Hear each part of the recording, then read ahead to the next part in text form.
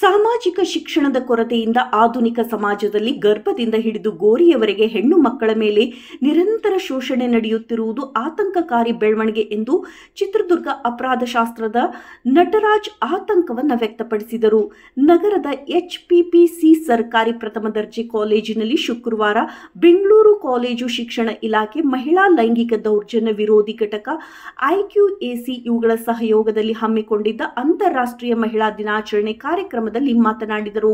ಮಹಿಳಾ ದಿನಾಚರಣೆ ಆಚರಣೆ ನೆಪದಲ್ಲಿ ಬರೀ ಸಂಭ್ರಮಾಚರಣೆ ಬಿಟ್ಟು ಮಹಿಳಾ ಸಮೂಹದಲ್ಲಿ ಅರಿವು, ಜಾಗೃತಿ ಮತ್ತು ಎಚ್ಚರಿಕೆಯ ಮಾತುಗಳನ್ನು ಹಂಚಿಕೊಳ್ಳುವ ವ್ಯವಸ್ಥೆ ಕಲ್ಪಿಸಬೇಕಿದೆ. ಇದರಿಂದ ಭ್ರೂಣ ಶಿಶು ಹತ್ಯೆ, ಅತ್ಯಾಚಾರ, ಕೌಟುಂಬಿಕ ಹಿಂಸೆ, ದೌರ್ಜನ್ಯ, ವರದಕ್ಷಿಣೆ, ಲೈಂಗಿಕ ಕಿರುಕುಳ ಮುಂತಾದ ಪ್ರಕರಣಗಳನ್ನು ಹತ್ತಿಕ್ಕಲು ಸಾಧ್ಯವಾಗುತ್ತದೆ. ದುಡಿಮೆ, ದಂಧೆ, ಅಪಹರಣ, ಜೀವನದಾಸೆಯಿಂದ ಪುರುಷ ಸಮಾಜ ಹೆಣ್ಣು ಮಕ್ಕಳ ಅತ್ಯಾಚಾರದ ಮೂಲಕ ಅವರನ್ನು ವೇಶ್ಯಾವಾಟಿಕೆ ಚಟುವಟಿಕೆಗೆ ದೂಡುತ್ತಿದೆ. ಹಾಗಾಗಿ ಹೆಣ್ಣು ಮಕ್ಕಳಿಗೆ ಉನ್ನತ ಶಿಕ್ಷಣದ ಜೊತೆಗೆ ಅವರಲ್ಲಿ ಕಾನೂನಿನ ಅರಿವು ಮೂಡಿಸಬೇಕು ಎಂದು ಹೇಳಿದರು.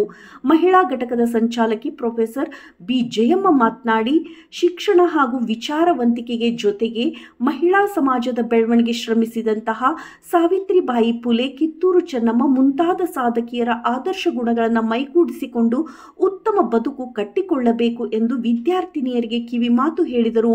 ಇತಿಹಾಸ ಪ್ರಾಧ್ಯಾಪಕ ಪ್ರೊಫೆಸರ್ KRJ ರಾಜ್ಕುಮಾರ್ ಮಾತನಾಡಿ, ಸಮಾಜದ ಮಹಿಳೆಯರ ವಿಮೋಚನೆಗೆ ಅಂಬೇಡ್ಕರ್ ರಚಿಸಿರುವ ಸಂವಿಧಾನ ಒಂದೇ ದಾರಿ ಎಂದು ಹೇಳಿದರು. ಪ್ರಾಂಶುಪಾಲ ಪ್ರೊಫೆಸರ್ BS ಮಂಜುನಾಥ್ ಮಾತನಾಡಿ, ಗಣಿತ ವಿಜ್ಞಾನ ಪ್ರಾಧ್ಯಾಪಕಿ ಪ್ರೊಫೆಸರ್ ಜಗದೀಶ್ವರಿ, ಆಂಗ್ಲ ಭಾಷಾ ವಿಭಾಗದ ಸಹ ಪ್ರಾಧ್ಯಾಪಕಿ ಪ್ರೊಫೆಸರ್ GT ಶಶಿಕಲಾ,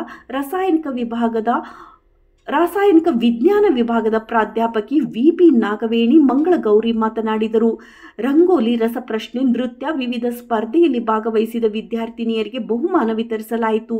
ಸಸ್ಯಶಾಸ್ತ್ರ ಪ್ರಾಧ್ಯಾಪಕಿ B ನಾಗಶ್ರೀ, ಆಂಗ್ಲ ಭಾಷಾ ಪ್ರಾಧ್ಯಾಪಕಿ ಪ್ರೊಫೆಸರ್ SP ದಿವ್ಯದಾಸ್, ಪ್ರೊಫೆಸರ್ ಮಹಮ್ಮದ್ ಸತ್ತಾರ್, ಉಪನ್ಯಾಸಕಿ ದೇವಿಕಾ ಇದ್ದರು.